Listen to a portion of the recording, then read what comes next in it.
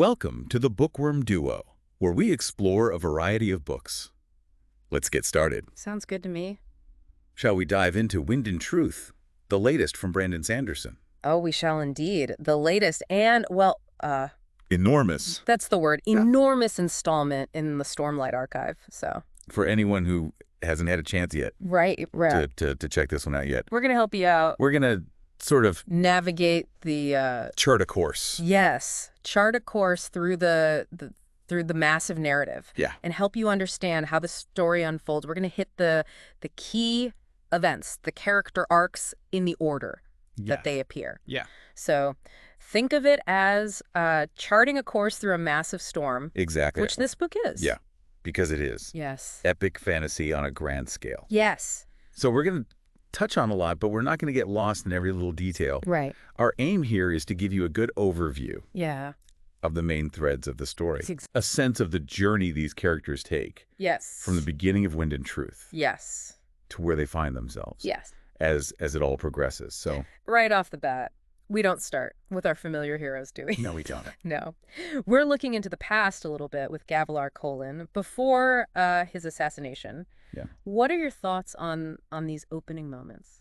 It's fascinating Yeah. and a little unsettling Okay. to see Gavilar's just utter conviction in his own destiny. This belief that he's meant for something so much greater than just being a king. Yeah. That he can become a herald, safeguard Alethkar on this whole new level. Uh-huh. And there's this really interesting conversation he has Yeah. with a spren Right. that hints at him actually wanting to become like a god, pursuing divinity almost. Right. He has these fundamental truths that he calls the words. Yes. It makes you wonder, what was he really trying to accomplish? Well, that ambition of Gavilar's is really the key here. He wasn't aiming for just, a stronger Alethkar. Right. He was talking about transcending mortality. Yeah. Becoming something akin to a demigod. Right. And this desire to elevate himself. It's something we see echoed in other powerful figures Yeah. on Roshar. That this comes at a cost of understanding Mhm. or addressing the more immediate needs of their people. Yeah. His conversation with the Spren, I think, really underscores this. Like, these words are a means to this personal elevation. Yeah. And in typical Dalinar fashion, his brother bursts onto the scene, all urgency, talking to the Parshendi. Yes. And Gavilar's is very clearly not happy about this, seeing it as this potentially destabilizing move. Yeah. And we also get these glimpses into Gavilar's kind of growing unease. He has this unnerving encounter he has with the Stormfather, and this sensing of another presence that he describes as radiant-like, but not quite. Oh. It adds this whole layer of mystery right from the get-go. Absolutely. And I think this early scene really establishes the sense of foreboding. Yeah. Like, Gavilar, for all his grand plans, seems to be encountering these forces that are beyond his comprehension or control. Right. And that mention of this radiant-like presence, Yeah. it hints at maybe deeper, possibly older powers at play in the Cosmere. Something beyond our current understanding of Spren and the Nahel bond. Right. Yeah. Something else is going on here. And it gets even more intriguing when he has this sort of clandestine meeting with Rasteres, Yeah. who we strongly suspect might actually be a herald. Right. Their discussion about moving void light, Yeah. traveling to damnation, Whoa. sounds incredibly risky, even reckless. Yeah. And Gavilar's obsession with achieving immortality really comes to the forefront here. Yes. And then there's this clear dissatisfaction with Elhokar Yeah. as his potential heir. Leads him to try and manipulate things behind the scenes, sending Amaram to influence others, Interesting. which speaks volumes about his lack of faith in his own lineage. Yes. I think the fact that Rasteres definitely adds another layer of complexity here. Yeah. That implication that he could be a herald, Right. coupled with that discussion about manipulating void light Right. and venturing to damnation, opens up some serious questions Yeah. about the nature of these fundamental forces Right. and the potential for their misuse. And you're right, Gavilar's maneuvering to sort of sideline his own son Yeah. really highlights this potential vulnerability Yeah. in Alethi leadership even before his death. And perhaps one of the most chilling moments early on is his conversation with Taravangian Yes. about the impending Everstorm, Oh, the yeah. ominous night of sorrows. And what's really surprising here is Taravangian actually believes him, which, given how often Gavilar's pronouncements about these larger things seem to fall on disbelieving ears, Right. this shared understanding between them is quite significant. That interaction with Taravangian, I think, is pivotal. Because it suggests that Gavilar's anxieties about this greater ancient danger weren't just paranoia. Yeah. Like, Taravangian, in his own calculating way, was also aware of these looming threats. Yeah. And this brief moment of shared knowledge, I think, hints at a deeper, maybe uncomfortable connection between these two very different leaders. And then, the event that set so much in motion. Yes. Gavilar's assassination. Right. By the Parshendi. Yeah. The assassin wielding the incredibly significant honor blade of Jezreel. Oh. The Stormfather's lament and Gavilar's dying confusion really drive home the shock, the unanswered questions surrounding his death. It's a moment that continues to have repercussions. Absolutely. Gavilar's assassination, with Jezreel's honor blade, no less, is this dramatic turning point that has fueled so much of the narrative in the books preceding this one. Yeah. And his dying confusion. The Stormfather's grief really underscore the unexpected nature of his demise and this profound and lasting impact it has on Roshar. So, shifting to the present day, we find Kaladin in a more introspective space. Okay. Acknowledging the dark times he's endured, but consciously remembering the good. Right. His armor's friend, Syl, is with him. But we see her acting in ways that we haven't seen before, moving to this rhythm that only she can perceive. Okay. Which seems to signify her growing sentience. Interesting. A deeper connection to the very spirit of Roshar. Kaladin's constant internal battle between the weight of his past and the hope for the future, I think, is such a core aspect of his character. Yeah. You know? And you're right. Syl's her evolving awareness, her attunement to Roshar's underlying rhythm, I think suggests that there's this broader awakening among Spren, which could have these far-reaching consequences for the relationship between the physical and spiritual realms. Yeah. And then he's suddenly hit with this flashback to the man he became after his confrontation with the pursuer, a killer. Right. Which is a frightening memory. Yeah. Especially contrasted with the relative peace he's found in Urithiru. Yeah. He also has a brief but thought-provoking encounter with Wit. Okay. Who dismisses these grand narratives of the passions as manipulative stories. Wit.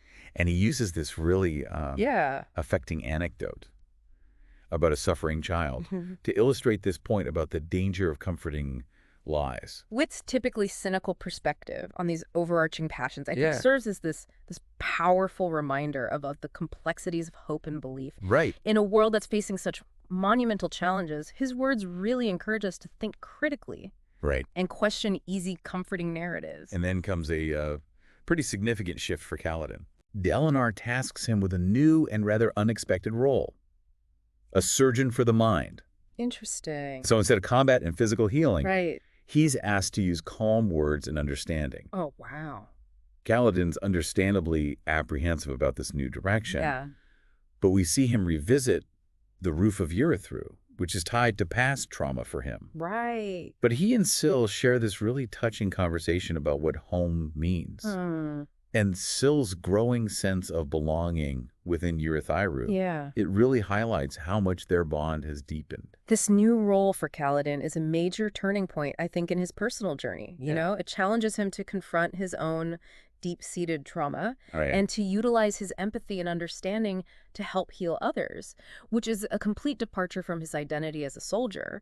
His conversation with Syl about home, I think, really underscores this evolving relationship between humans and Spren, and this shared development of belonging and identity. And then we see that Syladin discovers she has this ability to carry physical objects within Shadesmar. Interesting. Which leads to Kaladin getting a book written in women's script for her. Oh, wow. Which she's clearly eager to learn and explore. We also see Kaladin attending Rolling's celebration as a newly recognized singer within the Coalition. But he himself feels somewhat out of place amidst the revelry. It speaks to his ongoing struggle to kind of find where he fits in. Saladin's newfound ability to interact with the physical realm through Shadesmar opens up some really intriguing possibilities, you know, for information gathering, even resource acquisition.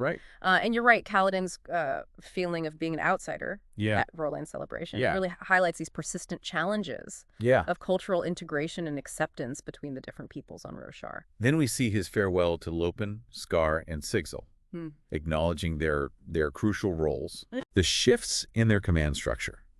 He makes a significant decision to entrust leadership to Sigil, emphasizing the importance of safety. Sound judgment. It shows a real maturity in his leadership. Absolutely. Kaladin's decision to step back from a direct leadership role and place his trust in Sigil demonstrates, I think, significant personal growth. Self-awareness. He's recognizing his own limitations and prioritizing the well-being of his team by putting them under capable command. Finally, in this part of his arc, Kaladin activates the transfer of Honor's perpendicularity, leaving Yurthiru alongside Shallan and Drehi at the Oathgate platform. He observes the transformed Inkspren guards, and then their journey takes them to Shadesmar, where he shares a meaningful hug with Shallan. He's surprised to see Syl appearing in a uniform, which emphasizes the unusual nature of Honorspren within that realm.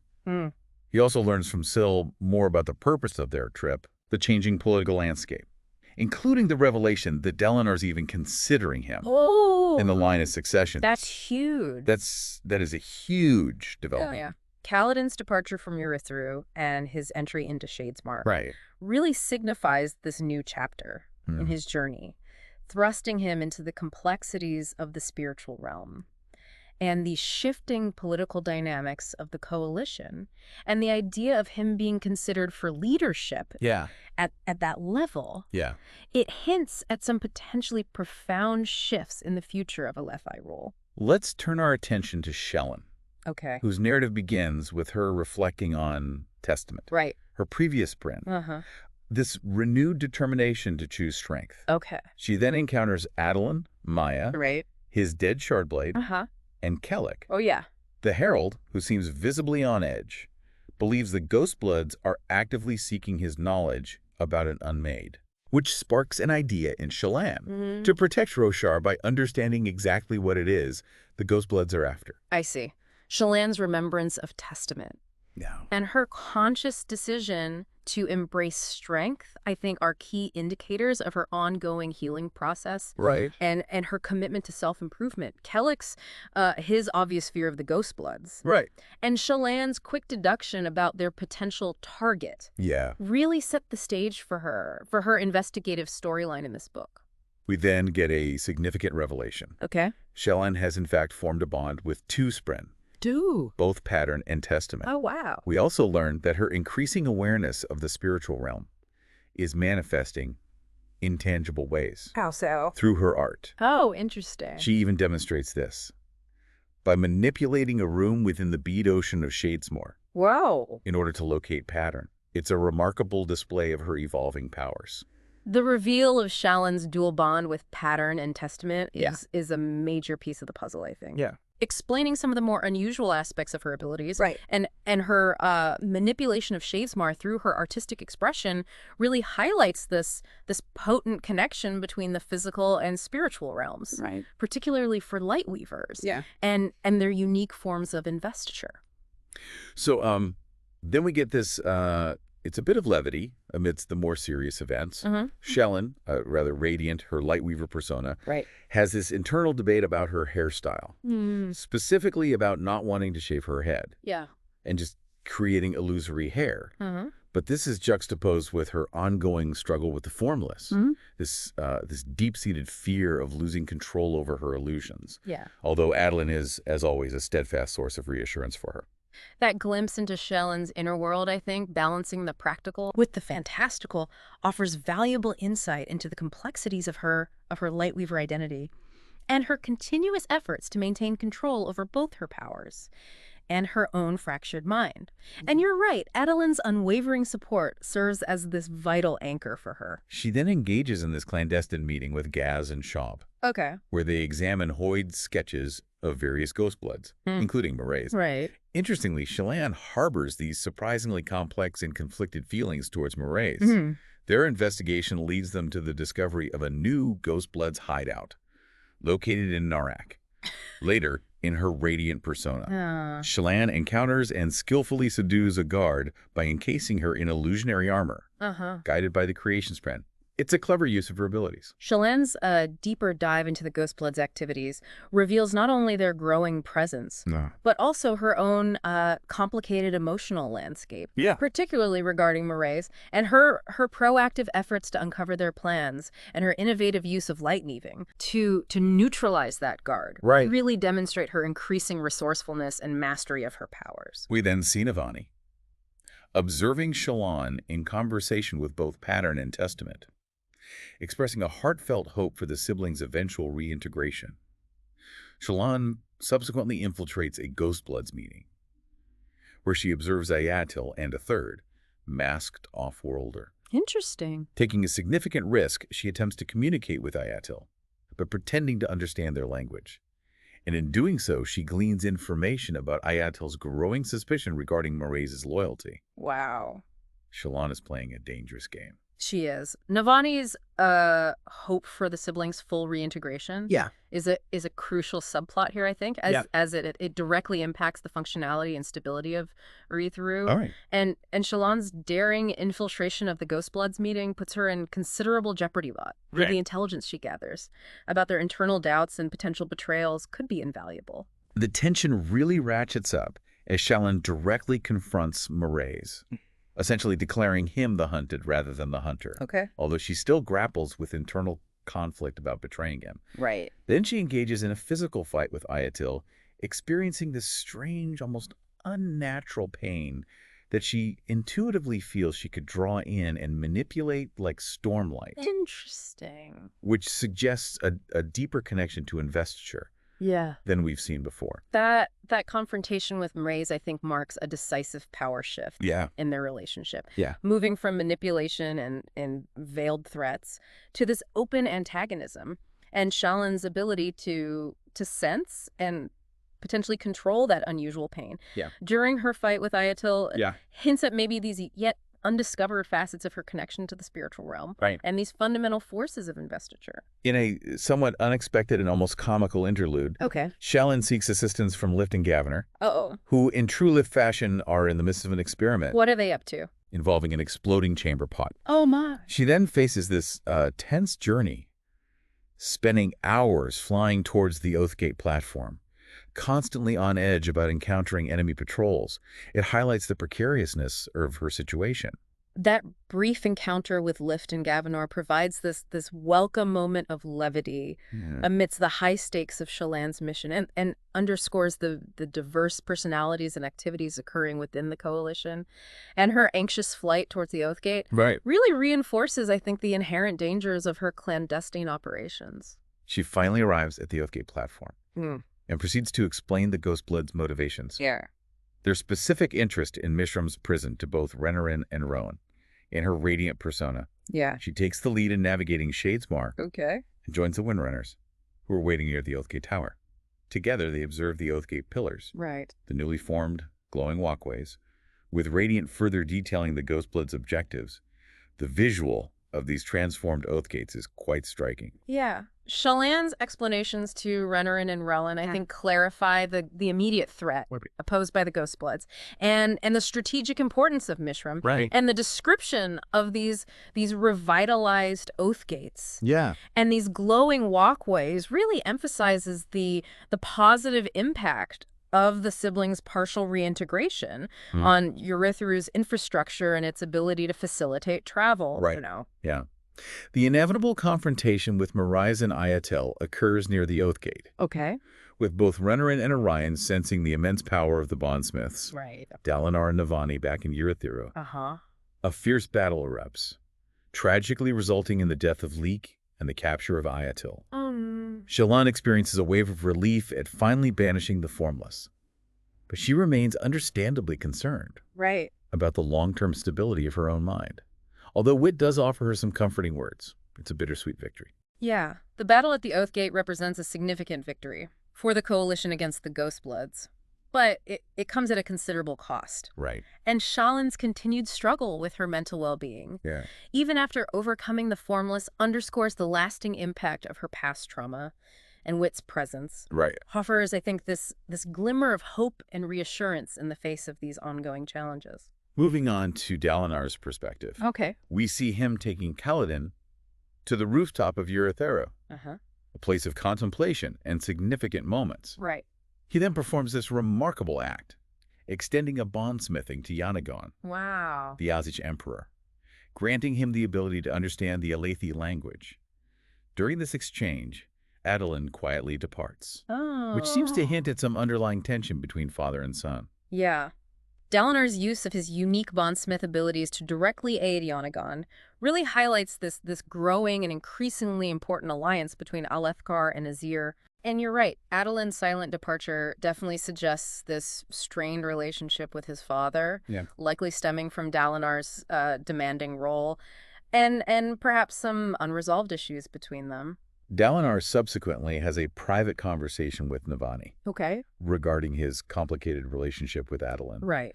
And later attends this strategic meeting where Sigzil provides updates on troop movements and various strategic concerns.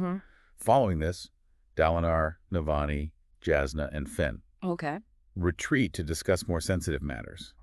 While the Azych Prime respectfully takes his leave, it emphasizes the delicate balance of power and trust within the Coalition. These scenes really underscore, I think, Dalinar's multifaceted role as a leader, not only dealing with the grand strategy of the war, but also navigating complex personal relationships and these delicate intricacies of political alliances. Together with Jasna and Navani, Dalinar ventures into this peculiar room within Uruthera, one that's clearly influenced by the siblings' presence. Interesting. There they contemplate the looming confrontation with Odium and the agreed-upon deadline for that battle. They also engage in a discussion about the nature of the Stormfather's visions and the inherent risks involved in seeking deeper understanding through them. It's clear they're grappling with some profound questions. Yeah. The exploration of this sibling-influenced room really highlights, I think, the unique and sometimes unpredictable nature of Uruthera itself. And Dalinar's intense focus on the approaching conflict with Odium and their cautious discussion about the visions underscore, I think, the urgency of their situation and the many unknowns they still face. Dalinar then seeks out Wit, questioning him directly about the circumstances surrounding Honor's death and the tragic events of the Recreants. This is followed by a more comprehensive discussion involving Jasna and Wit, exploring potential strategies against Odium, including these radical ideas of renegotiating their ancient contract, or somehow tapping into the remnants of Honor's power. Dalinar even asks Wit about the ultimate fate of a god's power after their death, leading to Wit's characteristically cryptic but insightful explanation, involving the spiritual realm and the very nature of Dalinar's own visions. It's a fascinating glimpse into the Cosmere's deeper mechanics. Dalinar's relentless pursuit of knowledge about Honor's demise and the Recreants reflects, I think, his deep commitment to understanding the past in order to effectively prepare for the future. And the brainstorming session with Wit and Jasna really emphasizes, I think, the need for unconventional thinking when facing an enemy like Odium. In a pivotal moment, Dalinar and Navani conduct an experiment. Using an engraved stone to access visions of the past, their focus is on the Recreants. And they specifically observe Malishi. They also witness these vivid visions of the Heralds, Jezrien, Ash, and Ishar, offering us and them crucial insights into their individual personalities and the complex dynamics of their relationships. These glimpses into the past are incredibly revealing. This innovative use of the engraved stone to delve into historical events provides absolutely vital information about the Heralds, the devastating Recreants, and this long chain of events that have led to the current crisis. And seeing the heralds as individuals with their own flaws and struggles, I think really humanizes these legendary figures and challenges our previous understanding of them. Dalinar's quest to understand the Oath Pact and the heralds continues as he delves deeper into these visions, even witnessing the arrival of Tanavast himself, Honor. Wow. In a particularly intense moment, he struggles to grasp an Honor blade within the vision as a kind of anchor. Oh, interesting. He also witnesses Nail's initial opposition to the Oath Pact and the eventual selection of the individuals who would become the heralds. Right. It's like witnessing history unfold. Dalinar's immersive journey into the past through these visions is absolutely central, I think, to his character arc. Right. As he strives to grasp these foundational truths of the conflict and the very nature of the powers involved. Right. And his desire to hold an honor blade within the vision underscores, I think, his unique connection to the spiritual realm as a bondsmith. Dalinar, Navani, and Gath continue their journey through these historical visions, observing human camps. Okay. The military strategies employed in a vastly different era. He witnesses the very founding of the Oath Pact, including the solemn oaths sworn by the heralds and by Honor himself. Wow. He's particularly struck by seeing a vision of Ahu, a figure surprisingly familiar from his own past. Dalinar concludes this intense period of exploration with deep reflections on the true nature of leadership and the immense challenges of the impending final battle. It's a period of profound learning for him. These final visions provide a comprehensive and deeply moving look at Roshar's ancient history, the immense sacrifices made by the heralds in forging the Oath Pact, and the profound consequences of those decisions. And Dalinar's recognition of Ahu adds this personal and poignant layer to these historical events.